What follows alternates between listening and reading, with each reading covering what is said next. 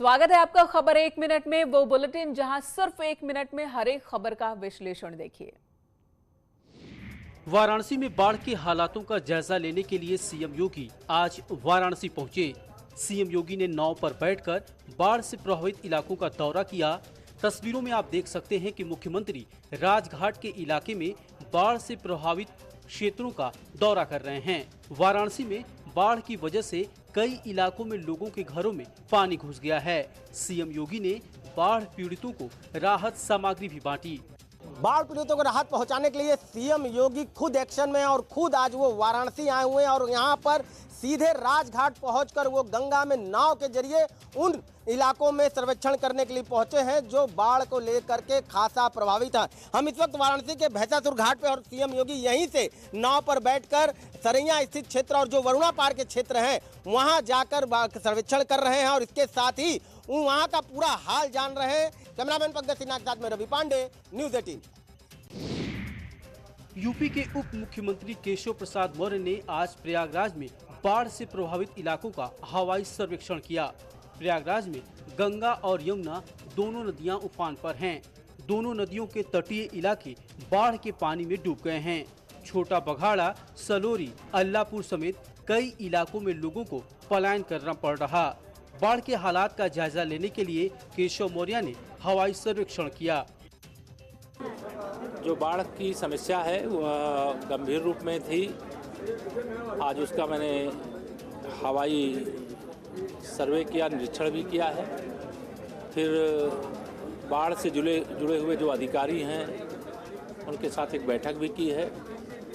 अब यमुना जी में भी और गंगा जी में भी जो जलस्तर बढ़ रहा था वो ठहर ही नहीं गया, अब कम होना शुरू हो गया है। यहाँ पे जो बाढ़ राहत केंद्र है उसकी भी व्यवस्था है। जो बाढ़ पीड़ित हैं उनकी सहायता के लिए भी। मिर्जापुर में गंगा के जलस्तर के बढ़ने का सिलसिला लगातार जारी है। बढ़ते जलस्तर के कारण विंध्याचल धाम टापू में तब्दील हो गया है। धाम को जाने वाले मार्ग पर अब नाव चलाने की तैयारी है। सड़क पर कई फीट पानी आने के कारण दर्शनार्थियों को मुश्किलों का सामना करना पड़ रहा।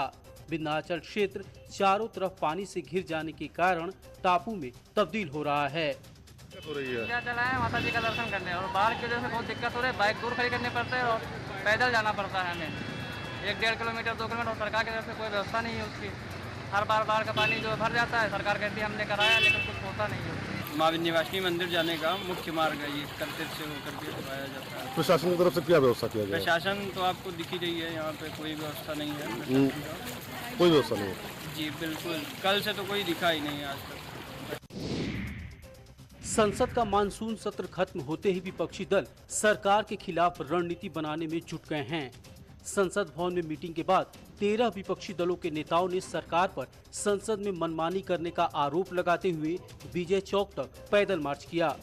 पैदल मार्च में शामिल राहुल गांधी ने कहा, संसद सत्र खत्म हो चुका है। साफ तौर पर जहां देश के 60% हिस्से की बात है तो उनके लिए कोई संसद सत्र नहीं था, क्योंकि 60% लोगों की आवाज को दबा दिया गया, उन्हें प्रताड़ित किया गया और राज्यसभा में उनके साथ बदसलूकी की गई। पहली बार राज्यसभा में सांसदों की पिटाई की गई है।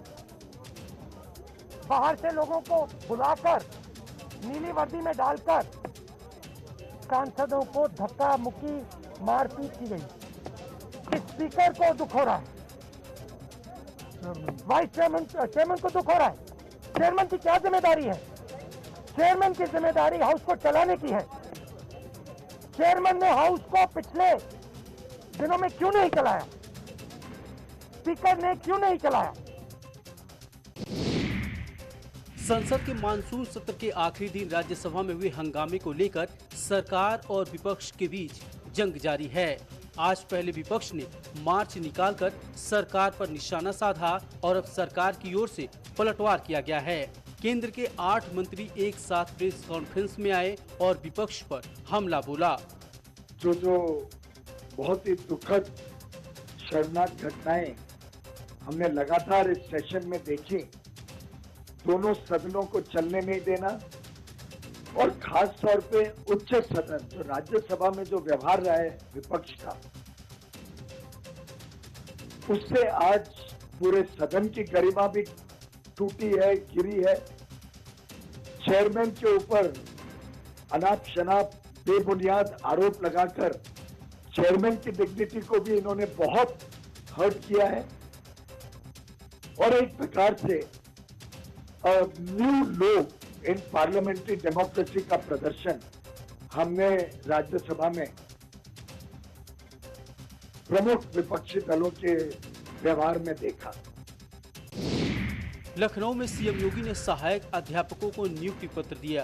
कार्यक्रम लोक भवन में आयोजित हुआ। इस मौके पर सीएम ने भर्ती में गड़बड़ी को लेकर पहले की सरकारों पर निशाना साधा।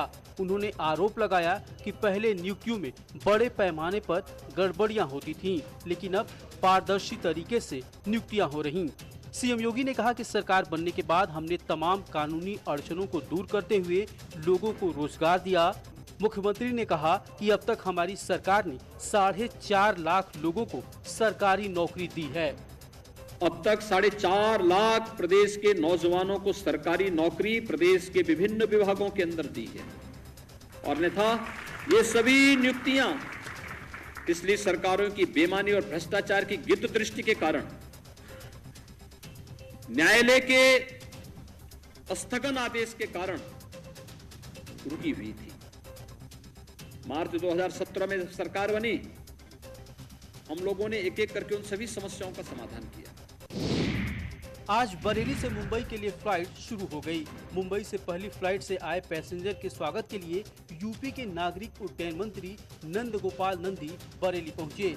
दिल्ली से केंद्रीय नागरिक उड्डयन मंत्री ज्योतिरादित्य सिंधिया और बरेली सांसद संतोष गंगवार ने वर्चुअल उद्घाटन किया। 26 अगस्त से बरेली से दिल्ली के लिए 7 दिन फ्लाइट शुरू हो जाएगी। माननीय मुख्यमंत्री जी के नेतृत्व में हर मंडल मुख्यालय को प्रदेश की राजधानी से जोड़ना, देश के और बड़े शहरों से जोड़ना। 26 तारीख से बरेली की 7 दिन भी माननीय मंत्री जी ने घोषणा की है और अभी मुंबई आज हम लोगों ने शुरू ही किया है। कल से परसों से बेंगलोर भी शुरू हो जाएगी।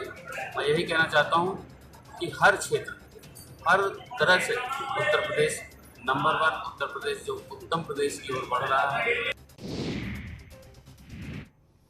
और इस वक्त बड़ी खबर, दिल्ली में रेप मामले को लेकर गृह मंत्रालय ने एक समीक्षा मीटिंग बुलाई। गृह मंत्रालय ने ट्वीट कर इस बात की जानकारी दी है कि केंद्रीय गृह मंत्री अमित शाह के दिशा निर्देश के हिसाब से ही गृह मंत्रालय ने दिल्ली के नांगल में एक बच्ची के साथ दुष्कर्म और हत्या मामले, साथ ही मयूर विहार में एक बच्ची के साथ दुष्कर्म मामले की दिल्ली पुलिस के साथ समीक्षा की है। दोनों ही मामलों की दिल्ली की फास्ट ट्रैक विशेष अदालत में सुनवाई होगी। एक ब्रेक के लिए रुकेंगे, तुरंत लौटते हैं।